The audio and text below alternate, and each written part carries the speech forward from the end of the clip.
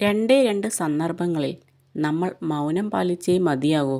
ഒന്ന്, നിങ്ങൾ പറയുന്നത് മറ്റുള്ളവർ ഉൾക്കൊള്ളുന്നില്ല എന്ന് തിരിച്ചറിയുമ്പോൾ.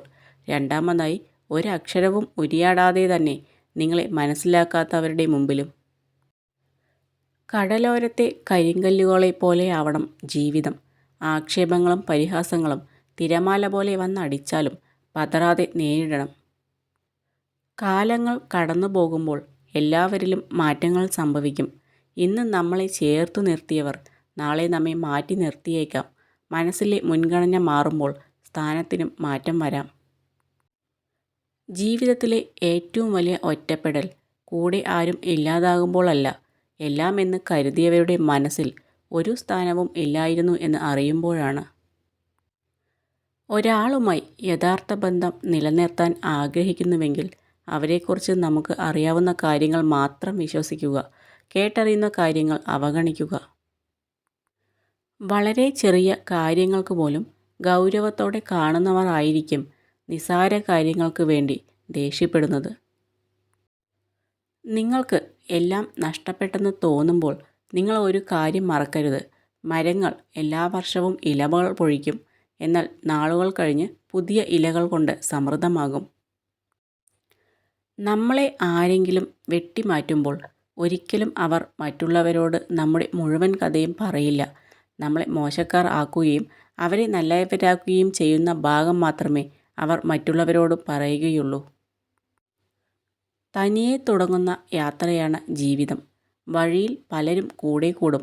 ചിലർ ചിരിപ്പിക്കും, ചിലർ കരയിപ്പിക്കും, ചിലർ സഹായിക്കും, ചിലർ പറ്റിക്കും. അവസാനം യാത്ര അവസാനിപ്പിക്കാൻ നേരം വീണ്ടും നമ്മൾ ഒറ്റയ്ക്കാവും. അവർ പറയുന്നതും ചെയ്യുന്നതും മാത്രമാണ് ശരിയെന്ന് കരുതുന്നവരുണ്ട്. അങ്ങനെയുള്ളവരോട് തർക്കിച്ചിട്ട് കാര്യമില്ല. കാരണം തങ്ങളാണ് ശരിയെന്ന് സ്ഥാപിക്കാൻ അവർ ഏതറ്റം വരെയും ന്യായീകരിച്ചു കൊണ്ടിരിക്കും. എല്ലാ പ്രശ്നങ്ങൾക്കും പരിഹാരമുണ്ട് എന്ന് ചിന്തിക്കുന്നിടത്താണ് നമ്മളിൽ പുതിയൊരു ആത്മവിശ്വാസം ഉടലെടുക്കുന്നത്. ജീവിതത്തിൽ സന്തോഷത്തോടെ ജീവിക്കാൻ 1000 ബന്ധങ്ങൾ ആവശ്യമില്ല. നിങ്ങളെ ആത്മാർത്ഥമായി മനസ്സിലാക്കുന്ന ഒരാൾ മതിയാകും. ജീവിതം വളരുകയും ചെറുതാവുകയും ചെയ്യുന്നത് ഓരോരുത്തരുടെയും ധൈര്യവും ആത്മവിശ്വാസവും അനുസരിച്ചാണ്. ഒരാളെ വേദനിപ്പിക്കാനും വെറുപ്പിക്കാനും ഒഴിവാക്കാനും ആർക്കും കഴിയും. പക്ഷേ വേദനിപ്പിക്കുന്ന ഹൃദയത്തിൽ സ്നേഹം കൊണ്ട് സ്പർശിക്കാൻ ചതിയും വഞ്ചനയുമില്ലാത്ത ഒരു നല്ല മനസ്സിന് മാത്രമേ കഴിയൂ. തകർക്കാനും തളർത്താനും പലരും ഉണ്ടാകും. തളരാതെ മുന്നോട്ടു പോകുക. കാരണം ജീവിതം നമ്മുടേതാണ്. ജീവിക്കേണ്ടത് നമ്മളാണ്.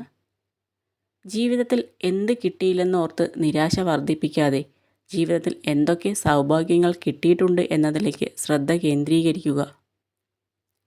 വിജയിക്കണമെങ്കിൽ വിജയിക്കാനുള്ള നിങ്ങളുടെ ആഗ്രഹം പരാജയത്തെക്കുറിച്ചുള്ള ഭയത്തേക്കാൾ വലുതായിരിക്കണം.